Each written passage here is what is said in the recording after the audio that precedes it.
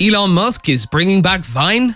Hey guys, today we're going to talk about how Elon Musk is bringing back Vine. Let's get right into it. When it comes to Vine, there's a collective tech nostalgia of what could've, would've, and should've been. Vine, a social network based on 6-second looping videos, existed years before TikTok. It had all of TikTok's early hallmarks: virality, influencers, and marketing. However, 3 years after its 2013 launch, which catapulted it to the top of the app charts, Twitter shut down Vine. Vine was competing with Instagram, Snapchat, and YouTube for short videos, and it didn't build the right features or help creators monetize. Twitter saw an opportunity to acquire the app for $30 million in 2012 and closed the deal in October of that year. Vine's popularity was only increasing, and the app was at its peak for a brief period of time. That is, until Instagram introduced 15-second videos on its platform in 2013, prompting marketers and advertisers to switch to Instagram. Soon after, some of Vine's most influential content creators, such as Koshi, Dobrik, and Paul, migrated to YouTube and Instagram. Analysts hypothesized that Vine couldn't continue to lose money and users because of Instagram's longer video content. By the time Vine increased its video limit beyond 6 seconds, it was too late, and the company was forced to close in October 2016, according to the New York Times. Now, Elon Musk is thinking about resurrecting Vine as a competitor to TikTok. Nico Bonatzas, an investor at General Catalyst, who has backed social app makers like Snap, Discord, and Yik Yak, said, "Instagram is vulnerable now, so any new approach has better chances of working than before. But if it's the exact same product, it's tricky to believe that it's going to go as well." There is definitely public support for a Vine reboot. Nearly 70% of respondents in a Twitter poll with over 4.9 million votes supported bringing back the short-form social network.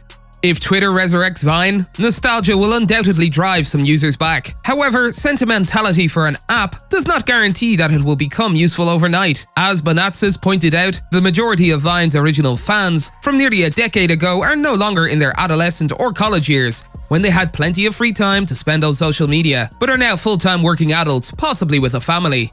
Today's time-pressed teenagers don't have that fond recollection of Vine that would naturally drive them to use it. Bonatzas said, "To bring back the app is not that hard. To make it culturally relevant again is the hardest thing.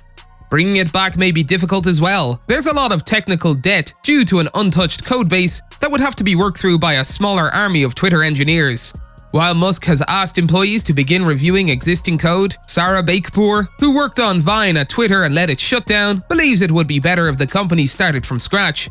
Bakepour said in a tweet, "This code is 6+ years old. Some of it's 10+. You don't want to look there. If you want to revive Vine, you should start over." Products have previously risen from the dead. Steve Jobs is regarded as a hero for resurrecting the Mac. Yik Yak, a once popular app among college students, died in 2017 and was relaunched last year. An Android app was recently released. Gowalla was dissolved in 2012, but it returned in 2021 with new venture funding. Because trends come and go, things like QR codes, vinyl records, and even Polaroid cameras are having a revival. However, resurrecting a beloved brand does not guarantee success. There are numerous zombie startups that exist only in name after someone purchased the IP, but are not the same. Munchery, the former food delivery service, has been transformed into a recipe website. Napster's most recent revival is some sort of Web3 NFT game. Bebo, the social network, was resurrected 4 times and sold twice before dying. Founder Michael Birch on what's left of its website wrote, "It's been emotional." A return of Vine in its current form is unlikely to entice users away from TikTok, particularly among a younger generation of time-rich social media users who don't have the same fond memories of Vine in the first place. Vine's creators have already realized that it must be reinvented in order to have any staying power. YouTube creator Mr. Beast replied to Musk's original tweet about whether Twitter should bring it back. "If you did that and actually competed with TikTok, that'd be hilarious." But even he pointed out that everyone has copied TikTok, so whatever Twitter does, it has to make it more than a copy or it could be a waste of time. He said, "No one is original anymore. Whatever you do will be on every other platform the next month unless it has a deep moat." Twitter's product leaders are already thinking about it, with the goal of relaunching by the end of the year. According to Platformer, one early idea is to turn the camera inside Twitter's app into an easy way to record and post Vines. Users filming reaction videos to tweets they see is one reported use case. With Twitter's product roadmap changing by the hour, it's impossible to predict what will become of Vine 2.0. Vine couldn't possibly keep up with the internet's changes by now, with endless discourse, the spread of misinformation, and less authentic, regular content. Vine walked in order for TikTok to run. If we're missing the long defunct short-form video app Vine, we can watch an hour-long Vine compilation. That's all for today, and we'll be sure to catch you all in the next one.